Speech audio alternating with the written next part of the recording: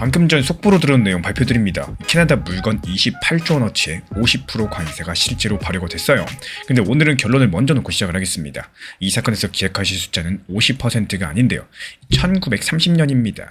미국이 이번 관세의 근거로 꺼내든 조항이 1930년에 만들어진 뒤에 96년 동안 단 한 번도 쓰인 적이 없는 조항이거든요. 잠을 자고 있었던 이 조항이 왜 하필 지금 다시 깨어나가지고 이렇게 변동성을 주는 걸까요?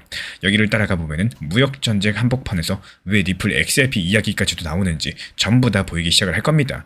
오늘은 그 길을 끝까지 영상 통해서 설명드려 보도록 하겠습니다. 자, 먼저 밤사이에 무슨 일이 있었느냐. 미국과 캐나다는 몇 주째 물밑 협상을 이어왔었죠. 지난달 20일 트럼프 대통령이 캐나다산 자동차랑 술, 유제품을 겨냥한 50% 관세 포고문 3건에 서명을 했고, 그에 따른 발효 날짜는 한 달 뒤였습니다. 그리고 사흘 전 이 발효를 2시간도 안 남긴 시점에 트럼프 대통령이 합의에 도달했다라면서 사흘 유예를 발표했죠.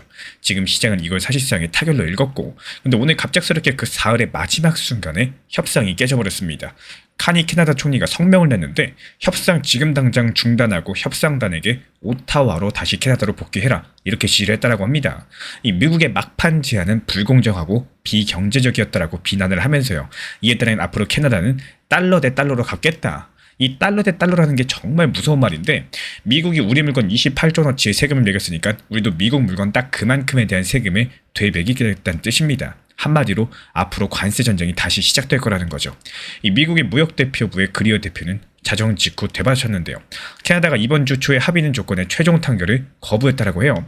미국은 철강과 알루미늄, 자동차 목재 관세까지도 상당폭 내려주겠다라고 제안까지 했었다라는 지금 미국과 캐나다의 말이 서로 다르면서 누가 맞는 말을 하는 건지는 모르겠지만 어쨌든 지금 미국과 캐나다의 관세 전쟁이 다시 시작이 됐다는 것만큼은 확실합니다. 그리고 이번에 세금이 붙는 품목을 보시면은 이 관세의 성격이 보입니다. 유제품, 맥주랑 와인, 하키용품, 시멘트, 가구, 기계, 의료, 이런 금액으로 약 200억 달러, 우리 돈 28조 원 규모인데요.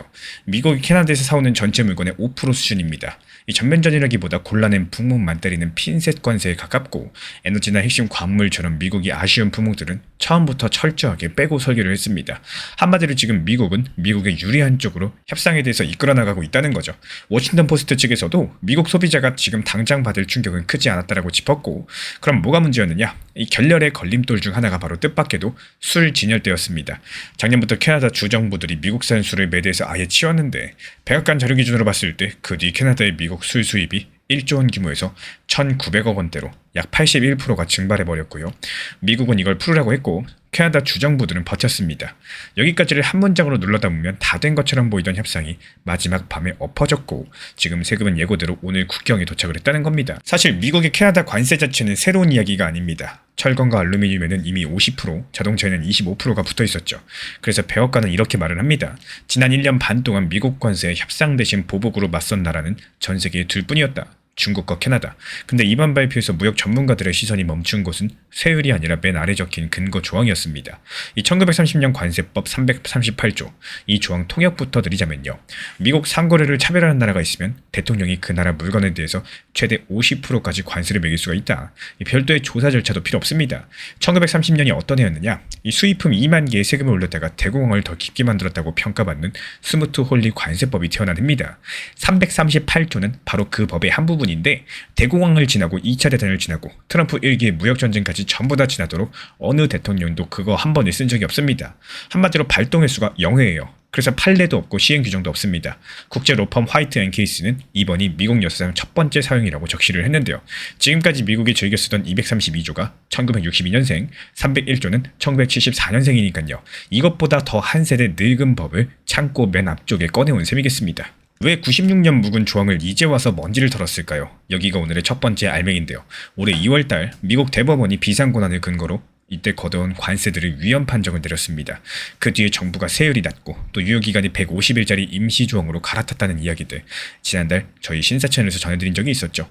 그 임시기간이 끝난 뒤로도 미국 정부는 반년 내내 대체조항들을 갈아 끼우면서 관세의 법적 바퀴를 굴려왔었고, 이번에 마침내 찾아낸 게 바로 338조입니다. 비유를 드리자면은 지금까지 미국의 관세는 남의 법조항에 새들어 살았어요. 비상권한이라는 이런 방은 법원이 비워달라고 했었고, 임시조항이라는 방은 계약기간이 150일이었습니다. 근데 338조는요. 처음부터 관세를 위해서 지어진 대통령 이름으로 등기까지 나 있는 집입니다. 96년 동안 아무도 입주를 안 했을 뿐인 거죠. 물론 이 비유에는 한계가 있겠지만 이 등기가 있다고 법정에 안 불려나가는 건 아니거든요. 실제로 통상 로펌들은 벌써 국제무역법원에 다툼이 벌어질 가능성을 지켜보라고 안내하고 있습니다. 다만 최대 50%라는 권한 자체가 법 문장에 처음부터 또렷이 적혀 있기 때문에 앞에 두 가지 방보다도 더 다툴 여지가 훨씬 더 좁다는 게 지금 전문가들의 평가입니다. 한마디로 이 법에 있어서는 현재 미국이 다소 우세할 수 있다는 거죠. 그리고 한 가지가 더 있습니다. 지금 이 조항에는 다음 단계가 내장이 되어 있는 상황인데요.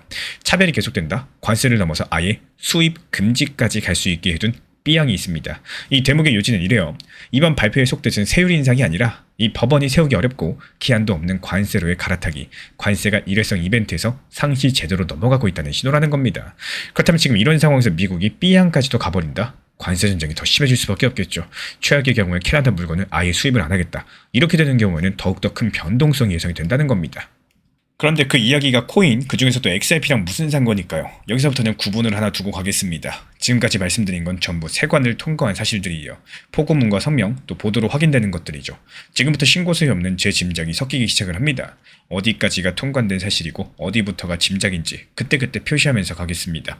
먼저 통관된 사실 한 가지, 지금 시장은 이 상황을 처음 겪는 게 아니죠.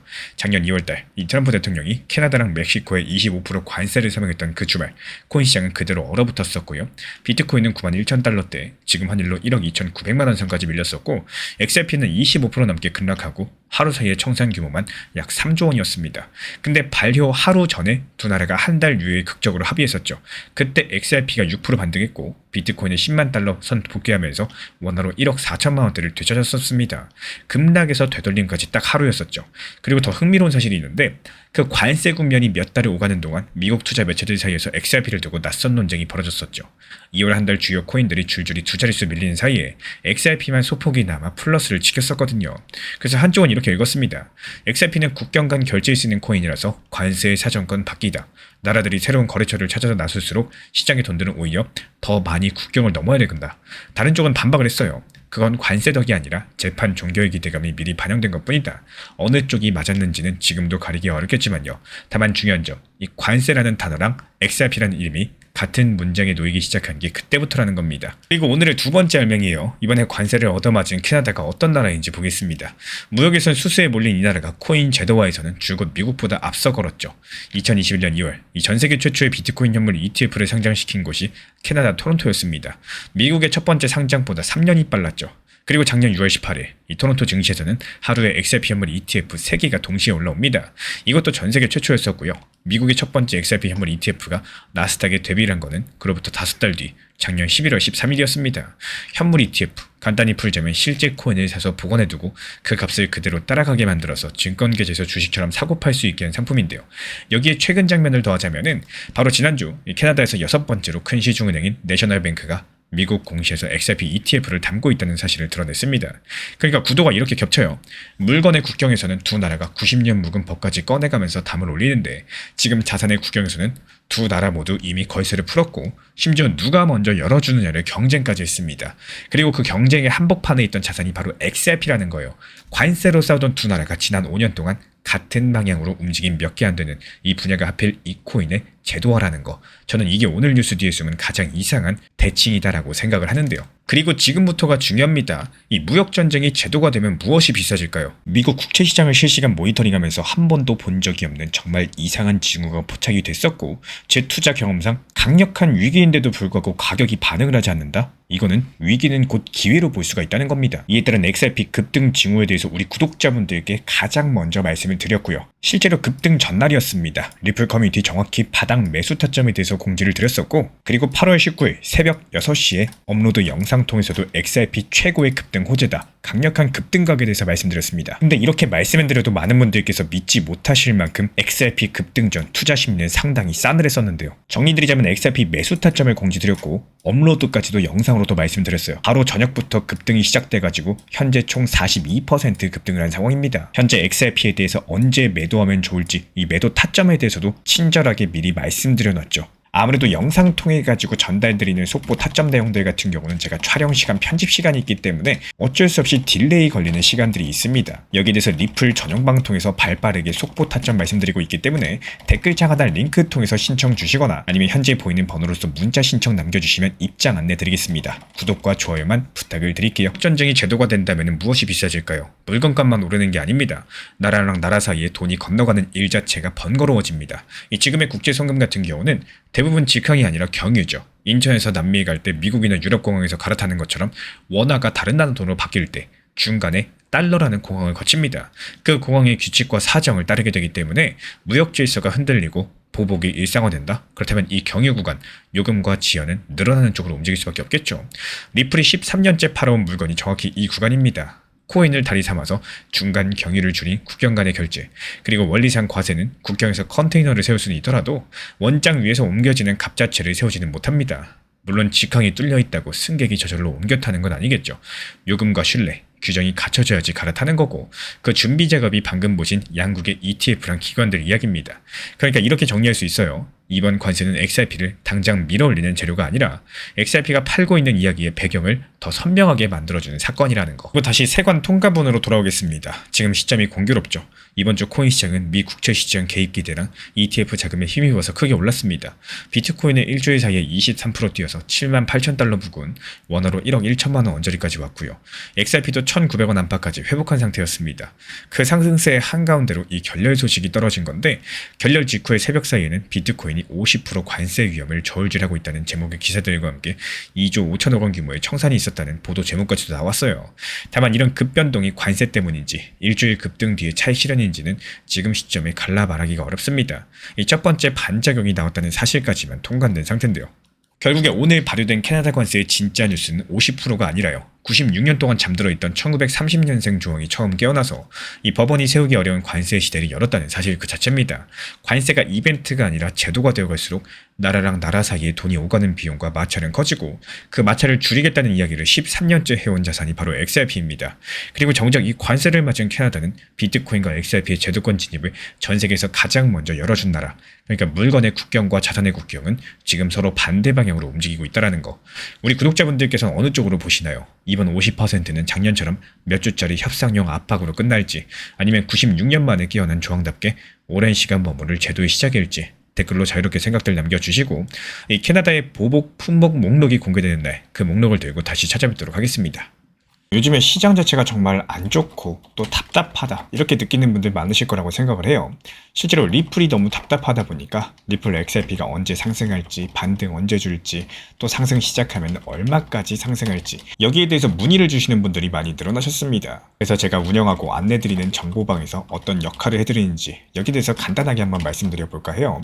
먼저 항상 말씀드리지만 업비트 그리고 비썸, 현물 매매만으로 안전하게 운영을 하시면서 그렇게 운영하셔도 충분히 좋은 시장입니다. 이 첫 번째로 가장 관심 있어 하실 게 바로 리플 전용방인데요. 기본적으로 리플 전용방에서는 이 리플 코인에 대한 단기 고점과 저점, 중요한 내용들, 리플에 대한 핵심 내용, 그리고 각각 상황에 맞는 대응 전략들에 대해서 안내를 도움드리고 있습니다. 예전과 다르게 요즘 시장 같은 경우는 무조건 보유만 한다, 그런다고 해서 정답이 나오는 시장이 아니죠. 말 그대로 더 상승할 것 같을 때 현실적인 대응을 만들어 나가시는 게 중요한 시장이고, 적당히 팔아서 내 것으로 만들고 또 다시 하락했을 때 재매수할 수 있는 효율적인 대응을 해야 되는 시장입니다. 그리고 단기 고점에 대한 목표 타점뿐만이 아니라요, 이 시장이 안 좋다는 건 그만큼 리플의 가격도 내려왔고, 또 반대로 평균 단가를 낮출 수도, 혹은 단기 저점에 분할 매수도 할 수도 있는 이런 기회의 장세랑 같다는 뜻이기 때문에 리플 XRP에 대해서 핵심 단기 저점에 대한 중요 내용도 같이 안내드리고 있습니다. 그리고 두 번째로 요즘 시장의 핵심이라고 할 수 있는 단기 종합방입니다. 시장이 안 좋은 것도 맞겠지만요, 정말 신기하게도 알트코인들 움직임들, 여기에 대해서는 기본적인 섹터 그리고 테마에 맞게 힘이 살아있는 이 매수세가 강력한 모습들을 많이 보여주고 있기 때문에 여기서의 핵심이라고 한다면 무리한 목표 타점을 잡는 게 아니라요, 팔고 나서 더 오르더라도 내가 처음에 계획한 목표 타점에서 이 수익 실현까지 마침표를 찍을 줄 아셔야 된다는 게 핵심입니다. 제가 안내드리는 단기 종합방에서도 매수와 동시에 목표가를 걸어놓고요, 이에 따른 몰빵이 아니라 비중 조절 매수 타점에 대해서 안내드리고 있는 이유, 이 단기 타점은 단기 타점답게 접근해야 되는데 막상 상승했을 때 어떻습니까? 이게 더 오를까봐 못 파시는 분들이 많이 있기 때문에 결국에 이렇게 수익을 보고 파셔야지 내 돈이 된다라는 거고, 이렇게 수익이 나오면은 이 수익으로 어떻게 돼요? 아까 말씀드린 리플에 대한 단기 저점, 추가 매수까지도 진행할 수 있는 기본적인 자금이 회전할 수 있는 포트폴리오를 완성할 수 있게 되는 겁니다. 그리고 이어서 세 번째는 종합 브리핑방에 대해서 말씀을 드려요. 이 시장의 전체적인 흐름들, 그리고 메이저 코인들에 대한 이 중요 타점들, 여기에 대한 안내까지도 같이 설명을 도움드리고 있습니다. 이 결국에 시장의 방향성이라는 것들은요, 비트코인의 움직임을 무시할 수 없기 때문에 일부 낮은 비중으로 꾸준하게 비트코인에 대한 분할 매수에 대해서 안내를 드리면서 핵심 시장에 대해서도 말씀을 드리고 있습니다. 지금 많은 분들께서 관심이 있어 하시는 클래리티 법안의 진행 상황, 지금이 어떤 상황이고 가장 최신 속보는 무엇인지, 지금 갑자기 반등이 나오는 이유는 무엇인지, 최근에 트럼프랑 관련한 공격 취소 소식으로 인해 가지고 반등이 나왔고 그에 따른 대응 전략과 방향들에 대해서 실시간으로 같이 안내드리고 있는 방입니다. 이렇게 종합적인 리플 전용방, 그리고 단기 종합방, 그리고 전체적인 시장 시황 브리핑방까지도 세 가지 방에 대해서 같이 입장을 안내드리고 있고요. 정말 시끄럽게 떠들고 정신없게 안내드리는 이런 방이 아니라 제가 딱 핵심 내용만 설명드리고 안내 도움드리고 올려드리고 있기 때문에 그냥 편하게 보시면서 현물 매매로서만 필요로 하신 분들께서 문의 주시면은 안내 도움 드리도록 하겠습니다. 제가 안내해드리고 있는 코인 신사 채널 멤버십 전용방에 대해서 짧게 설명드려 보도록 하겠습니다. 리플, 암호화폐 시장에 대한 중요한 이슈, 그리고 브리핑이나 시장의 흐름에 대한 전문적인 분석 내용 설명과 함께 차트상의 기술적 분석, 온체인 지표와 투자 심리에 대한 내용들을 같이 안내 도움 드리고 있고, 가장 중요한 투자 심리를 컨트롤하기 위해서 포트폴리오의 구성에 대한 노하우, 투자 심리 컨트롤에 대한 내용도 같이 안내 드리고 있습니다. 코인 신사 스터디 멤버십 가입하신 분들께서는 아래 번호 혹은 신청 링크 통해서 남겨주시면 제가 연락드리고 있고, 안내 설명과 함께 신사 채널 리플 전용 멤버십 방에도 입장 안내 설명드리고 있습니다.